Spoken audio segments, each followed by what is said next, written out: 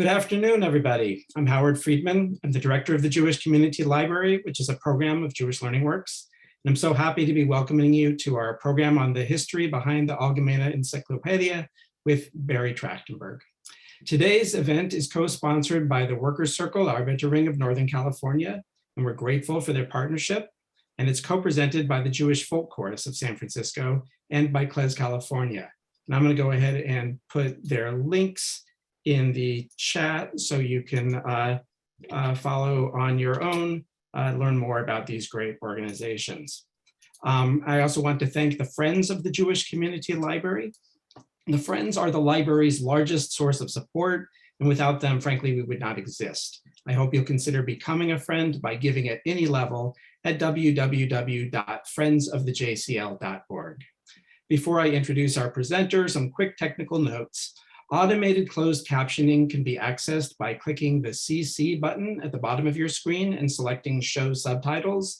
And you can turn off those subtitles by clicking the CC button and choosing Hide Subtitles. Everybody will be muted during the program except for our presenter, but there will be an opportunity for questions and answers at the end. You can feel free to put your questions in the chat, and then I will relay them, time permitting. As a library, we're always excited to present programs that focus on the history of books, so this is particularly special. I do want to note that the Jewish Community Library does have the Algemeyne Entsiklopedye as part of our Yiddish language collection, and you're invited to come in and browse it. Barry Trachtenberg is the Michael H. and Deborah K. Rubin Presidential Chair of Jewish History at Wake Forest University. His books include The United States and the Nazi Holocaust, Race, Refuge, and Remembrance, The Revolutionary Roots of Modern Yiddish, 1903 to 1917, and his new book, The Holocaust and the Exile of Yiddish, A History of the Algemeyne Encyclopedia. And we're really happy to have him joining us from North Carolina. Barry, the floor is yours. Thank you. Thank you so much. I'm going to share my screen, and Noah very, very generously talked me through this. So I'm going to try to do this correctly. Let's see. All right, can you see the slides fine, Howard? Oh, that's great. All right, well, hello and thank you, everyone. I'm so grateful that you're taking time on your Sunday afternoon for this talk. I'm really quite grateful to Howard for the introduction, and to Noah for the invitation to come, as well as to Jewish Learning Works and all the other organizations that have made today's talk possible. So what I'd like to do is I'll talk for about 30 minutes or so, 35 minutes, about the encyclopedia, how I approach the topic and some of the more interesting findings and aspects, and I'll sort of tell the story from its start to finish. Sorry, I see that popped up on the screen there. Hopefully that won't happen too much. And then I'll be happy to answer however many questions folks have at the end. So my interest in this project began many years ago, back in 2006, when I was asked to write a journal essay for a volume dedicated to Jewish encyclopedias. But as soon as I began to look through the few volumes of the Algemeyne Encyclopedia that I had on my shelf, I began almost instantly to realize that this was not just going to be a history of an encyclopedia, but a much, much broader history, really, that this encyclopedia project was a way to chart the displacement of Yiddish and many of its attached political and cultural ideologies away from its physical center in the center of Eastern Europe towards an increasingly transnational Jewish community of Yiddish speakers. What amazed me then back in 2006 and really still captivates me today is that this encyclopedia stands out as one of the very, very rare chains of Jewish continuity whose links stretch across the profound abyss that is the Holocaust, a project that begins in Europe and Central Europe in the 1930s and continues in America through most of the 1960s. In working on this project, there were many, many challenges. First of all, original volumes are very hard to get. I'm impressed that your library has a full set, Howard. I think that's just really fantastic, especially first editions of this work. The nature of the project is such that the volumes are scattered in many parts of the world, and the archives are scattered even farther. So the archives for this work can be found in New York and in Boston, Montreal, Paris, Southampton, Jerusalem, Cape Town. They exist in at least half a dozen languages, mostly in Yiddish, German, Russian, Hebrew, French, English. And it also, working on this project meant for me diving into 3 different contexts of Yiddish. So the period of Weimar Germany, the period in the immediate post-World War I era in Germany, interwar Paris, and then post-war America. So I'll start turning to the slides here. So when we consider encyclopedias, oops, sorry, hopefully that will work. There we go. When we consider encyclopedias, we tend to look at them as if they represent a coherent body of knowledge that has a definitive beginning, a definitive end to them. When we turn to an encyclopedia, and what they represent for us is authority. I'm just showing you pictures of encyclopedias that are on my shelf, some famous Jewish encyclopedias. We imagine that there's a central plan, that there's a guiding vision, and very often a single editor who shepherds the project from its inception to its completion.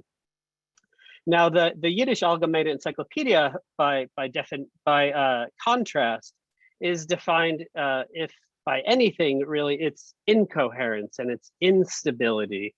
It's defined by an ever-changing mission, which was on the account of the rise of Nazism to power in Germany, the continual displacement of Yiddish-speaking Jewish intellectuals, artists, and activists, and the shifting sands of Jewish diaspora national politics, as well as changes in the functional and symbolic roles of Yiddish. Now, if you look at this picture, which part of which appears on the cover of the book, and then this picture is in the first few pages, you'll notice several things. First of all, you'll notice that some are in English and some are in Yiddish. You may notice that there's different numbering systems. I'm not sure if you can see my cursor here, but if you look from right to left, you'll see that they number 1 through 5. And then if you look at the next 7 volumes at the bottom, you'll see that they follow the Aleph base. And then you'll see that there's 4 in English, numbers 1 through 4. And then there's this other skinny little volume that appears on the far right. I'll walk you through these very, very quickly so that you know that the volumes that I'm talking about. But I just want to say that this is a set of first edition. So there are many reprints of the Encyclopedia, but this is and this took quite some time to get together, and includes that borrowed volume on the far right. But these are original works. And so what these include are a small sample volume that was published in Berlin in 1932. This copy is from a library in Israel. And then the first 5 volumes that are numbered in 1 through 5, the first 4 of which were published in Paris in the 1930s. Number 5 was published in New York in the 1940s. And these cover Algemeyne knowledge, so general knowledge. So the first begins with Aleph and it ends with Atlantic City, and goes partway through the letter base to Balei Chayim, to wild animals. These next volumes here that are numbered Aleph and base, these were originally published in Paris in 1940. And these were to have been a supplement to the volumes of general knowledge. And these were on the topics, this is on the topic of Yidden, so Jews. Initially, there was just supposed to be 1 that came out in 1939, but you'll see, as I'll talk about, because of the worsening situation, they decided to do a second, which came out in the spring of 1940. This 3rd volume came out in New York during the war, and then the final volumes came out in the post-war period. And these 4 volumes came out starting in the 1940s and went through into the 1950s. These final 2 volumes that were in Yiddish on the topic of Yidden are on the Holocaust, and they're published in the mid to later 1960s. So this project, in terms of its publication, goes from 1932 all the way until 1966, but was conceived earlier, and it had a little bit of an afterlife. So this book is, in a way, an extension of my first project, which was which is called The Revolutionary Roots of Modern Yiddish, in which looked at the contribution of three figures, Shmuel Charny, Ber Barchov, and Nochem Stif, to the creation of a Yiddish intellectual culture. And what I realized in the making of this project, that these three figures were part of a larger generation of some of the first Yiddish scholarly activists. And these were figures who were born in the Russian Empire around 1880. And they grew up in an age of increasing modernization in Russia, but also a time of heightened anti-Semitism. They were revolutionary activists, and they were involved in a range of different movements, Zionist movements, of socialist movements, anarchist movements, communist movements, Marxist movements. And ultimately, and in time, they began to sort of coalesce around the Yiddish language, and to believe that the language was a means to chart a path towards Jewish national independence. And so they became diaspora nationalists, although they never were members of really the same political party for any length of time. They increasingly, with the failure of the 1905 revolution, began to turn their attention over to Yiddish scholarly projects. And so they're among a generation of figures who produced some of the first Yiddish grammars and the first Yiddish reference works, do some of the early philological and linguistic work in Yiddish. And the goal is to shape the language so that it can serve the full range of Jewish thought, really, of human thought. And in doing so, to sort of aid the process of Jewish self-determination. And as diaspora nationalists, they believe that Jews had a right to live fully as Jews in the lands in which they resided. And in doing so, they ended up laying the intellectual and often institutional groundwork for a Yiddish high culture. So educational systems, research institutions, presses, theater, and later radio and film in the Yiddish language. And so that was my first book. And this book, this project on the Yiddish Encyclopedia, in many ways, looks at the end career, not of these three figures, but many members of this generation of Russian Jews who came of age in 1905. By the time of my project, by the time of the Yiddish Encyclopedia, there's a core group of these figures who are living in Berlin, Germany in the post-war period. And Berlin became, for a short period in the 1920s, really a major center both for Yiddish and Hebrew publishing, for reasons I'm happy to talk about. Most of these figures by the 1920s were in exile from Germany, from the Soviet Union. They're sort of sworn enemies of Bolshevism. And they're living in Berlin, and they're still members of the political left, but they're aligned with the Menshevik Party, the Social Democrats, they're labor Zionists, they're diasporites of one form or another. These are several of the leading figures of the Yiddish Encyclopedia. So the impetus for it was the 70th birthday of Simon Dubnov, who was the leader in many ways and the founder of modern Russian Jewish history, and something of a mentor and a guide to the community of Yiddish intellectuals who were in Berlin. He had been in Berlin since the early 1920s. Leading the project above all of them is the figure on the right, Raphael Abramovic, who probably in the world of Jewish history and Yiddish letters is not very well known, but in the world of leftist politics was extraordinarily famous because he was the leader of the Mensheviks in exile. So these were the groups that broke off from the Bolsheviks when the Communist Party split in 1903. They saw themselves as revolutionaries, but then through a series of fights and quarrels with the Bolsheviks, ultimately had to flee the Soviet Union.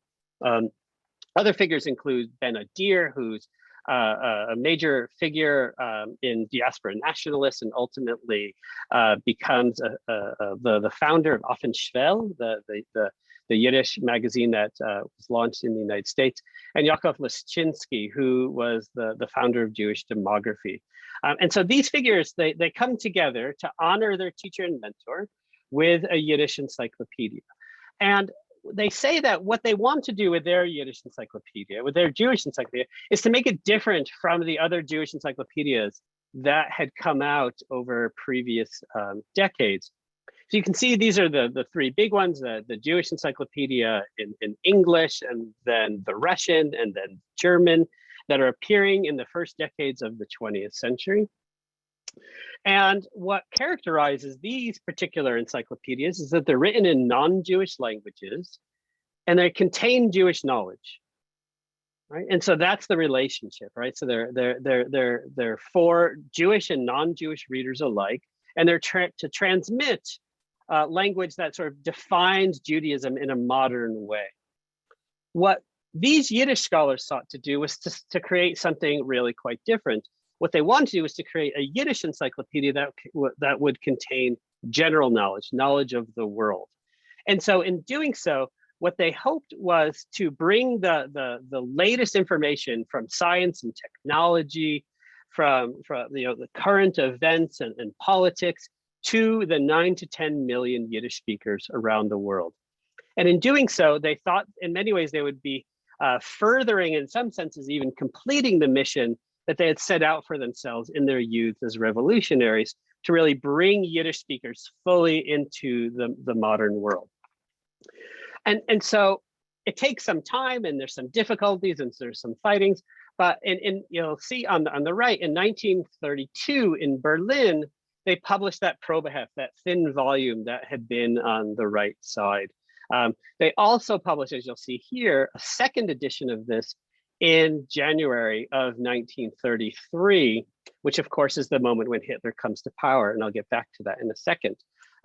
Here's just a few slides of what was contained in that sample volume. There's an entry on obelisks, an entry on dinosaurs. This is the most timely slide that I could come up with. This is one for Pesach Insel, so Easter Island. And I just love the image and the photo. And so this was the kind of knowledge that was contained in this Probeheft. It was meant to be a general encyclopedia following the model of the Britannica Encyclopedia or the Larousse in France. But of course, releasing this volume in the second sample volume in January of 1933 was terrible timing, right? Because it's, of course, at the end of that month, Hitler came to power. And these are Jews, they are foreigners, and they are leftists. So they have a triple target on their back. Abramovic is nearly captured by the Gestapo. Lischinski is actually thrown in jail for a period of a couple of weeks. He ultimately is able to escape. And they flee, like so many other intellectuals in Germany, to Paris, where it takes them, again, some time, but they're able to reestablish the encyclopedia in Paris. They begin working in French. They have to find new printers and new contributors to the encyclopedia. They have to get new offices. They need to raise all sorts of new money. So it takes quite some time, but it's about almost 2 years later, at the very end of 1934, indeed, I think it's December 28th of 1934, they're able to publish the first volume of this. And you can see Erster Bahn from Aleph to Atlantic City.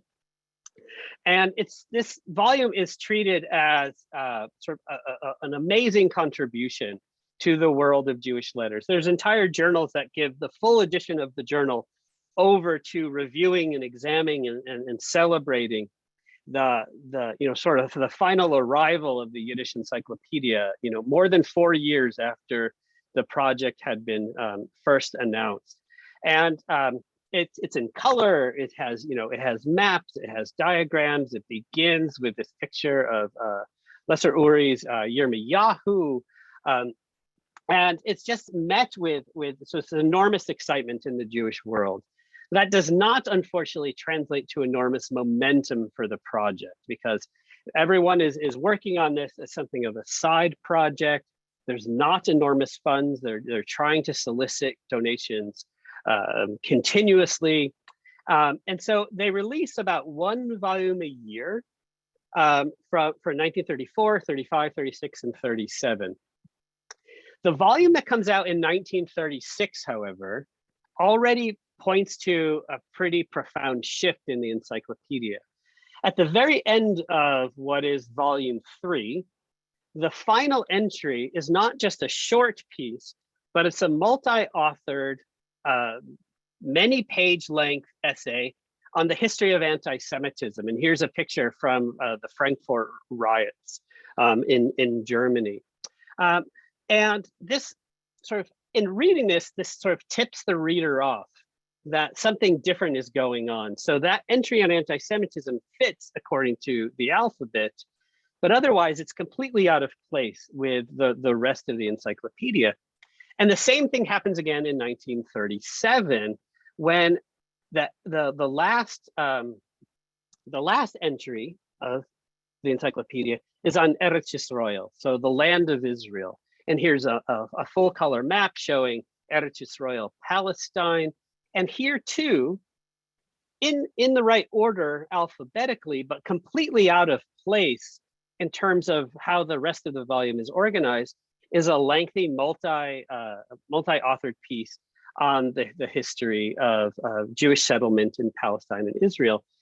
And this was sort of the beginning of the first tip-off to me that something new was happening within the encyclopedia, that on account of the worsening situation faced by Jews in Europe, Nazism is fully in power, the Nuremberg laws in Germany have been passed, there's anti-Semitism rising in Poland, in Paris as well, and there's increasing tension between the demands of putting out a universal encyclopedia towards putting out a Jewish encyclopedia.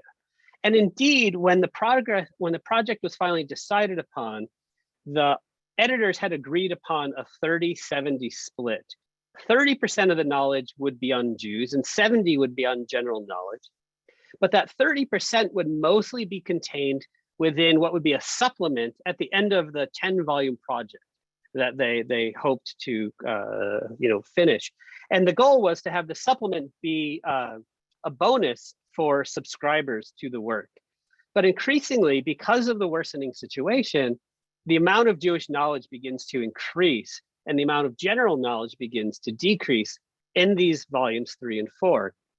This then takes a fairly dramatic shift in subsequent volumes. Now, no volume comes out in 1938, and this is, of course, a terrible year in the history of the Jewish people. This is the year of Kristallnacht. This is the year of the Anschluss, of Germany taking Austria. This is the year of Germany taking parts of Czechoslovakia as well. It's where we have the first mass actions of anti-Jewish violence. More personally, to the history of the encyclopedia, Abramovic's son, Mark Rain, had gone off to fight in the Spanish Civil War for the POUM, the same group that George Orwell had fought for, and he is kidnapped by Stalinist agents, and his whereabouts are unknown for a long time. And so Abramovich dedicates much of that year to searching for his son. And so nothing appears in that year. But in 1939, oh, I'm sorry, I have this other slide. They also contemplated putting out a French edition, but they only made it so far as a brochure. But in 1939, they released the first of the Yiddish supplements, what they called Yidden Aleph. And what they said was that because of the worsening situation, they're going to turn their attention over to documenting the history of Jewish life in Europe with a focus on Eastern European Jewish life and culture. And they say, we're not going to do just one supplement, we're actually going to do 2 supplements because the situation is so dramatic. Now, the first of these comes out in the spring of 1939. Of course, in the fall of 1939, it's the beginning of World War II, and the bulk of their audiences in Poland is now cut off to them because Poland is under German occupation, and it's also been partitioned with the deal with the Soviet Union. And so their audience in Poland is now cut off to them. But in April of 1940, they release Yidden Base, the second of the volumes, and they send the work instead to America. And that the ship carrying those volumes is lost at sea, presumably sunk by a U-boat, but I've not been able to verify that. But a few volumes survive because they're sent through the regular mail via London, and they end up at the offices of the Central Yiddish Cultural Organization.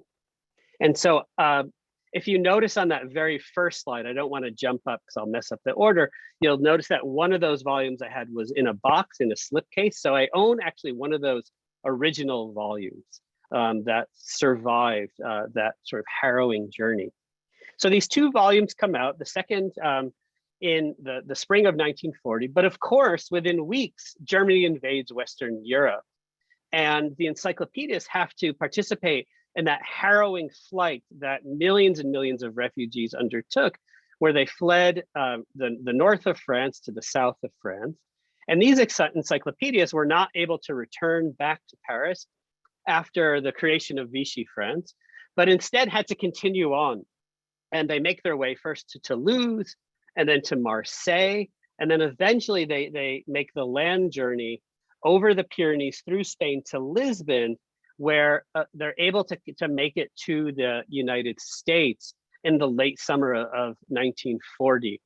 And here you can see that they travel on the ship, the Excalibur, and here is a telegram from one of the from Abramovic to Nochem in New York, and so they receive this work. They receive their tickets and the money to make their way from groups like the Jewish Labor Committee, the Emergency Rescue Committee.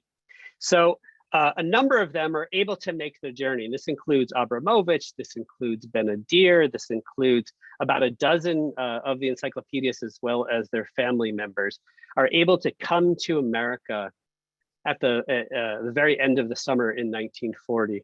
And almost immediately in doing so, they republished that volume that had been lost at sea. So by December of 1940, they have the first of what becomes many reprints of the work. They published this work with the help of the Central Yiddish Cultural Organization. And then they continue to publish volumes from America. They initially imagined that their time in America is going to be brief. They expect that they'll just be in the United States for the length of the war and then they'll return. But of course, over the war years, they begin to realize that the new home of the encyclopedia is going to be America and that there's no going back for them. And so they have to figure out how to make the encyclopedia sort of relevant for this new context. And what they recognize is this, that New York is sort of the end of their wanderings for so many of them who had begun in Russia, had fled to Berlin, had fled to Paris, and had fled to New York. And New York is in many ways going to be their final destination. These figures are no longer young. They're in their 60s, some of them, some even in their 70s. And they recognize that their time with this project is coming to an end. What they don't realize in 1940 is they still have a quarter century left before the encyclopedia sort of comes to its end. And what they have to contend with are many of the ideologies that they had ascribed to for so much of their life. The ideology of diaspora nationalism, the ideologies even attached to Jewish labor are so different in America, you know, as the years continue to move into the post-war period. And so they're faced with a whole series of new challenges. They need to rebuild the project yet again, you know, and what they learned from their lessons in France is that they can't take their time.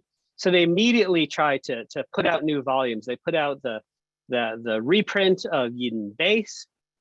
They put out what becomes the fifth and final volume of the Aleph Base series, the one that makes it partway into the second letter of the Yiddish alphabet, you know, through the letter base, or partway through the letter base. And then they recognize that the function of the Yidden volumes needs to now sort of dominate the project. So still during the war years in 1944, they put out Yidden Gimel, which is the sort of the last of the volumes that had been prepared in Europe. And then over the next several years, they put out really a range of new volumes. So in 1950, they put out a volume, Yiddish, which contains a broad range of articles that had been written in the United States. These are pictures taken from an essay by Leschinski looking at Jewish migration in the period. And what they have to do is they have to figure out how to make this encyclopedia relevant to an American audience, which is quickly sort of losing its number of Yiddish speakers, certainly of native Yiddish speakers. The language isn't being transmitted to a younger generation at the same rate that it had been before. And ultimately what they do is they settle on 4 tasks that become central to their work moving forward. They see their work as, central to their work is the salvaging the remnants of Yiddish culture from Europe, that they want to restore the network of the transnational Yiddish speakers, who have been scattered to many parts of the globe on account of Nazism, World War II, and the Holocaust, right? So there's Yiddish communities in Cape Town, in Montevideo, in Buenos Aires, and they want to use this encyclopedia as a way to bring these different speakers together. They want to use the encyclopedia as a way to document the Churban. And then finally, they want to figure out how can they use the encyclopedia to make Eastern European Jewish history and culture serviceable to what they call the new American Jewish community. Because what they recognize is that the time period of European Jews as sort of dominating global Jewry has come to an end, and that America needs to take that mantle over. So they want to figure out, like, what are the lessons that they can transmit to that younger generation. Of course, that generation of American Jews, or that community of American Jews, was celebrating its 300th anniversary, in the 1950s. So it wasn't really new, but from their point of view, it was this young group that needed their guidance. And so they continue with this project. And of course, over the years, members of the Encyclopedia Committee shift and change. Several pass away during the war years, Shmuel Charny, Ben Adir, others, but they continue with the project. And what they also recognize is they need to put out a set of volumes in English. So they begin with what they think of as one or two volumes, what they call The Jewish People, Past and Present. And the first of these contains mostly translations and some updated versions of material that appeared in the Yiddish. But ultimately, they put out 4 of these volumes in English. The project has an editorial board, which contains figures you'll probably know, like Salo Baron is a member of that, Mordechai Kaplan is a member of this, many of the great sort of luminaries of American Jewish letters sign on to this project. But even though they put out an English version, they don't stop with the Yiddish, and they continue to put out volumes. They have one dedicated to Jewish life in the Americas, which they attempt to make comprehensive. Their goal is to have it go from Canada to Chile, but there's really many sort of gaps and interruptions in those volumes. And then ultimately, the final 2 volumes of the encyclopedia are on the Churban, on the Holocaust. And these come out in 1964 and 1966. The project is led initially by Philip Friedman, who's really one of the founders of Holocaust historiography, one of the first figures to write works of Holocaust history. It involves dozens and dozens of contributors who, through these 2 volumes, document the destruction of all of the different European countries, I think 22 in all, that were affected by the Holocaust. So in many ways, these volumes are one of the first comprehensive looks at the Holocaust from the point of view of the Jewish victims themselves. So they rely quite a bit on survivor testimonies, Jewish witnesses, Jewish point of views, which really goes against what was the grain of Holocaust history at the time, which very often dismissed those sources and saw them as unreliable. So these last volumes, really very much focus on the Churban itself. And I'll just tell kind of a quick story as a way to finish up, and I'll show you this final slide again. This volume base with the slipcover is one of the few in the world that survived that journey. When I was researching the encyclopedia for the first time in 2008, I called the offices of the Central Yiddish Culture Organization, and I spoke with its director, Hai Wolf, who maybe some of you know. I was at the YIVO at the time. The culture organization was just above Union Square in New York, so just kind of a short walk. So I remember calling him from YIVO, and he said to me these words, like, "You're calling about the Yiddish Encyclopedia? Like, in all of my years, nobody's ever asked about the Yiddish Encyclopedia. Come over, my office is full of them." He said, "No, my basement is full of them." So I walked over to his offices, and he brought me downstairs, and floor to ceiling are hundreds and hundreds of copies of these final 2 volumes, or the ones that are in blue that you can see just to the right of the Jewish People Past and Present. These were unread, unsold volumes. You know, they had done print runs of 1,500, and the vast majority of them were still there. And so it came, you know, I realized over the course of researching this project that I needed to just you know, spend the next chunk of my life trying to tell this story, because it seems to me that this is, although this is not a lost book or lost work, that it still seemed worthwhile to engage in this project of recovery and try to tell the story and bring the encyclopedia back into our conversation. So I'll stop there. Thank you. Thank you so much, Barry. This was a wonderful presentation. Thank you. So I want to invite everybody in the audience, anybody with a question, to put it in the chat. And if it's too complicated to put in the chat, if you request, we can actually unmute you as well if you'd rather deliver the question orally.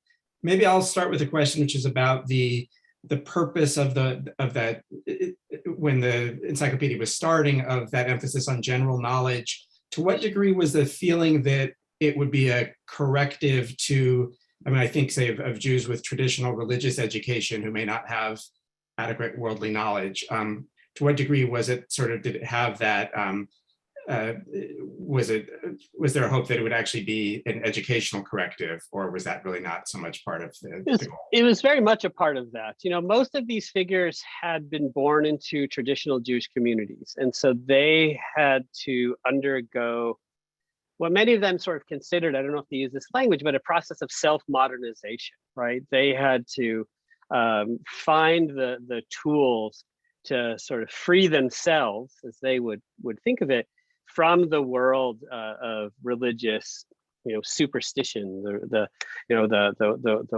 world of religious knowledge. And so by creating this set of works, they would be able to provide them for other Jews who would now have access to them. But at the same time that they were doing that, they were also pushing against this notion that the only knowledge Jews needed was Jewish knowledge, right? And so they're pushing back against these other Jewish encyclopedias that are not representing them particularly well or favorably, that are distorting sort of their understanding of themselves. And so, and really very much what they wanted to do is sort of plant their flag and say, like, we are a people, right? We have a language, and what is essential to being a people is to have their own encyclopedia. Like, this is how we define ourselves and present ourselves to the larger world.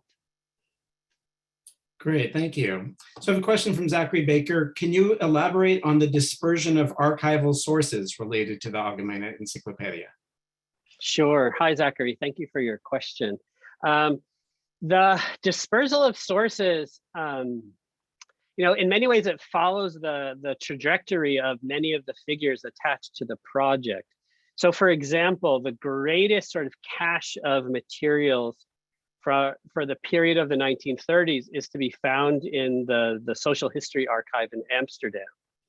And the reason for that is that Abramovic's son, Mark Rain, took his father's materials on his way to go fight in the Spanish Civil War, stopped off at the Social History Archive, deposited them there for safekeeping, and that's how they ended up in that space.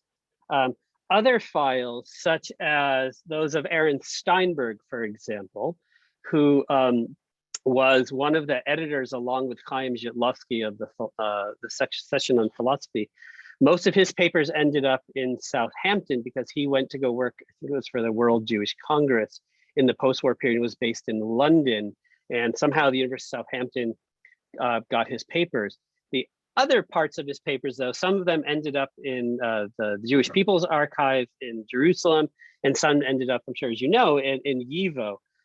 And so the papers are just scattered. Strangely, I was not able to find any papers in Paris itself. I went there for a month and spent enormous amounts of times in libraries and archives.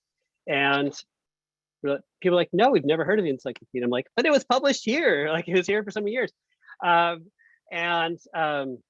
was just unable to find those materials. And in a way, it was fortunate because I'd go to an archive and talk to people and they would say, we have nothing. So I'd have the rest of the day to explore Paris. But it was really quite a shock to me. And even the major Yiddish newspapers of Paris of this period, the fullest collections of them are at New York Public Library. They're even not at the Bibliothèque Nationale in Paris. So those papers are sort of everywhere, you know, and many of them just sort of follow the different figures. So very often I was just looking for correspondence because so many of the financial records and even many of the editorial records are just lost. I mean, I've not been able to find them. They're not in Moscow. You know, I didn't know if some of those papers had been captured by the Soviets at the end of the war and brought back to Moscow. I've searched, I've had archivists search for me. But so I have to follow the different figures, and it's what they're able to grab with them at any particular times. And those are how I was able to try to stitch together the history. And in truth, part of my hope is that with the publishing of this book, it will inspire other people to maybe come forward and to share papers that they might have or stories that they might have. And so hopefully more will come to light, and there'll be maybe some sort of online sequel to this work when I find more information. Thank you. So we have a lot of questions. So we have great. R.K. Walpole. I got time. Okay. With note one is you mentioned 1905 as a pivotal year. For those of us just tuning in, what happened at that time? Oh, so in 1905, there was an attempt at revolution in Russia. Vladimir Lenin later called it the dress rehearsal for the 1917 revolution, but it was actually very important in its own right. And it was really important in Jewish history because as many as 1/3 of the revolutionaries who participated in this attempt to overthrow the Czar were Jewish. And this was a moment at which this generation of young Russian Jews who had come of age around the time of 1880 or so, which was a time of great upheaval, of course, for Russian Jews, really sort of threw themselves into this revolutionary cause. And many of them did so in the Yiddish language. And so we have this burst of Yiddish revolutionary publishing that emerges in this time. And we have, this is the sort of the high point of the Jewish labor boom in Russia and their activities. But we also have these other groups that sought to form a synthesis between the demands of Zionism and the demands of Marxism. And so you see the creation of these different groups, such as the Poilitzian, the Laborers of Zion, headed by Borochov, other groups such as called the Zionist Socialists, and then there's others. And all of these groups publish works in the Yiddish language. And the reason why I had chosen the three figures who I chose for my first book is each of them represent sort of a different political movement that had formed in this period in order to further the Jewish revolutionary cause. When that revolution is suppressed in 1917, what Isaac Deutscher called the year of the Tsar's revenge, political opportunities are not available to Jews. They just can't engage in revolutionary activity. It's repressed so heavily, but what's available to them are cultural responses. And so many of the Jews who stay in the Russian Empire really put that energy that they were turning towards revolutionary activity into Yiddish cultural activity. And it's almost immediately after that we see some of the first and most influential works of what we might think of as sort of Yiddish high culture emerge in that period. Thank you. So I'm going in these questions chronologically. Masha Lefer, you asks, and you touched on some of this early in the presentation, can you speak on the relationship between encyclopedias and other types of reference works in general, and on the relationship between the Algemeyne Entsiklopedye and other Yiddish reference works? Yeah, I could talk forever on this because I just love Yiddish reference works. But I'll limit it to this. For so many diaspora nationalists, they looked to language to fill so many of the functions of statehood, right? So as diasporas, they recognize there's not going to be for them a Jewish state, that they have to figure out though how to exist as a nation, meaning as a cohesive people in a state of dispersal. And so what that meant was they put enormous sort of pressure on their language to provide the functions of statehood, right? And so language would determine sort of the borders of that nation. It would determine in some ways, by virtue of one's fluency, one's status as citizen within that nationhood. And so given the weight that they were placing on language, reference works on and about Yiddish became vital. So you have revolutionaries who turn into being grammarians, and revolutionaries who turn into philology and linguistics, investigating not just the history of the language, but the breadth of the language as well, because they wanted the language to be able to, as I said earlier in the talk, to be able to convey the entire range of human experience. And so what that meant was providing sort of a whole new approach to looking at the Yiddish language, which really prior to the 1905 revolution in that era had not been looked upon as sort of a full-fledged language, even by many of its own speakers. Nochem Stift, for example, who I have a chapter on in that first book, even wrote in his memoir saying that he did not even believe he spoke Yiddish as a child. Like, they didn't even think it was a language what they were speaking. It was only through their revolutionary activities that they come to understand sort of the centrality of the language. And so after the revolution, he turns to philology, he turns to linguistics. He ends up writing the document that helps to found the YIVO. He writes this work while he's in Berlin in the 1920s. And then very quickly, he's broke, he's a Yiddish linguist. He gets a job working in a Soviet academy, and then turns into one of the opponents of YIVO, working on behalf of sort of Soviet linguistics, but doing all of his work in the Yiddish language. And so just the importance of reference works really cannot be, I think, overstated in this particular period. Thank you, that's really interesting. Herschel Hartman asks, to what extent do the major Jewish groups, organizations, and university departments indicate interest in the encyclopedia that is, after all, in the disfavored Yiddish?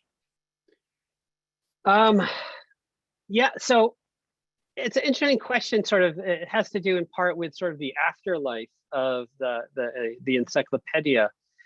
It's hard to track in a way, but the ways that I did track it were as follows. I first looked to see, there's a database that I'm sure Zachary knows better than anyone here in this room, called WorldCat, which is a comprehensive database of the holdings of all libraries, or who participated, which is most of the libraries in the world, academic libraries. And so you can do some searches and you can see where copies of the encyclopedia are held. And you can see that there are individual copies held in many places around the world, wherever there's sort of large Jewish communities. There are libraries that have, individual volumes. The English variant, the Jewish people past and present, is obviously much more sort of widespread and found in libraries because it's in English. But I was also able to do some searches to see citations of the encyclopedias, like how much are scholars turning towards the work. And what you can see is that, not surprisingly, hundreds and hundreds of scholars have cited the English, but the number of scholars who have cited the Yiddish are actually really quite small. And as near as I can tell, I'm the only scholar who's written about the encyclopedia, other than reviewers of individual volumes who were constantly reviewing this in the Yiddish press, in the English press, the Jewish press, and sometimes in the Russian press, and very, very occasionally in the Israeli Hebrew press. But outside of reviewers of particular volumes, the only other references to it are, occasionally people pulling off the encyclopedia from their shelf, looking up a citation. And that's really about it. But I think that's actually true, most of the time. As scholars, we very often don't look to encyclopedias unless they're deeply specialized. We don't look to general reference works for our scholarship. So it's not so out of place, but it's really my hope to, through this work, to kind of bring the encyclopedia back into conversation. Thank you for that question. Great. Deanna Taubman asks, is the consensus that the encyclopedia is a finished body of work given the shift in its mission, or is it considered a work that is interrupted and or became marginalized because Yiddish itself has been marginalized? It's a great question. I don't know how to answer the question of consensus since I'm the only person working on it. So in some ways, it's sort of like, where do I stand at different times? It also depends, I think, in part on how one assesses that. From the point of view of what the mission was in the 1930s, it's obviously a very unfinished work, right? It only makes it partway through the second letter of the Yiddish alphabet. So maybe optimistically 20% of the words in Yiddish that would have been included make it into the work. But the demands change, right? And the needs change. And so in a sense, it's finished because they did all that they set out to do in terms of the changes that they were making, in terms of what was both sort of possible financially, in terms of what was both practical and speaking. But they ended with the Holocaust. And that's what, by the 1960s, they were hoping to achieve. In other ways, it's really quite unfinished. They were hoping to put out an English language version of the Holocaust volumes. That was sort of the next on their to-do list. But the truth was, by the 1960s, there were very few people left involved in the project who had survived to that point, and really no money to produce those volumes. And so I have yet to find any of the work that was done to produce that volume, but they are beautiful, like phenomenal essays that really do deserve to kind of see the light of day. Great, thanks. Aaron Nymark asks whether the writer Abraham Kahan referred to the encyclopedia in his writing in the foreword as a tool to help American Jews adjust to America while maintaining their culture. Not that I found. I haven't found, I didn't do a systematic search to see if Abe Kahn wrote on the encyclopedia, but he was very close with Abramovic, in particular in the 1920s and 1930s, because Abramovic, like Leschinsky and Max Weinreich, were all correspondents for the Vorwärts, writing from Berlin. In Gennady Estreich's new book on Abe Kahn and the Vorwärts, there's a whole chapter dedicated over to that relationship. Different figures from the Vorwärts helped to support the encyclopedia, but Abe Kahn himself did not really have much of a role. I did look through his papers. I found individual pieces of correspondence, but he wasn't using it in that particular way. So it wasn't sort of centered to his project. Great, thank you. So I had a couple of questions that came to me personally. So one is Deborah Cohn asks, what collaboration, if any, have you had with the Yiddish Book Center? And she wonders whether they have copies of the encyclopedias. So I've had conversations with different figures from the Yiddish Book Center, David Mazauer in particular. In terms of their digital Yiddish project, all they have up to now, and I'm hoping to convince them to go further, is that 1932 Probeheft. And so you can go online and you can see the whole edition. But that's it at the moment. I'm in talks with them about doing a presentation there at some point, but I don't know if they have the full set there. I would love for them to have it digitized and to be online. I would love for it to be searchable. It is not yet, there's not a digital version of this. And a digital version would obviously open up all sorts of new lines for inquiry by scholars. Great, and a sort of related question, Worker Circle asks whether the surplus volumes that you mentioned are still sold. Yes, so you can still find many online. You can find individual volumes. Every now and then you can find full sets online by different scholars. It pops up from time to time. I have 2 full sets, one of originals, one of reprints. Usually what one finds are reprints because once the Yiddish Cultural Organization in New York took it over, they reprinted the entire series a couple times, different pieces of it, and then Jewish People Past and Present was reprinted. So almost all of what's available are reprints, but that you can still get them. But cobbling together a full set still takes a little bit of work, but it's possible. Does SICO itself still sell the ones that it has, or? They do. SIGO has some, but maybe not a full set, you know, starting from volume 1 all the way through to Yid and Zion. Great. Thank you. And so I think our final question was also from RK Poland asking, noting that Yiddish has existed for hundreds of years. Why was there such a need to modernize and expand the Yiddish language and its written materials? Was this just a function of diaspora and lack of institutional access in European Ashkenazi communities? I think the story is it's a very complicated one. I think a short answer would be that the language itself was not sort of understood to be a language. Even by many of its speakers until the early 20th century. People understood, what they were speaking. You know, as I said, they very often they refer to it as, as Yiddish. Yiddish means Jewish, of course, so they spoke Jewish, right? But they spoke a jargon. But they often, as Jews began to modernize, for a period of time, in the 18th and 19th centuries. Really across Europe, that to modernize meant taking on the language of one's host country. So that might be German or Russian or French or English or Dutch. And that meant leaving what they spoke at home behind. And it was really only when there was a sort of a widespread recognition by many Jews that this effort to try to become part of one's host's larger society was in some senses futile, that Jews began to start looking inward.